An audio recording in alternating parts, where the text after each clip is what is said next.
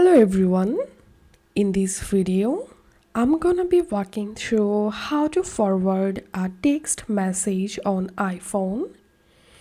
So you got a message and now you want to forward the message to someone. Follow these simple and easy steps. First of all, open the message that you want to forward.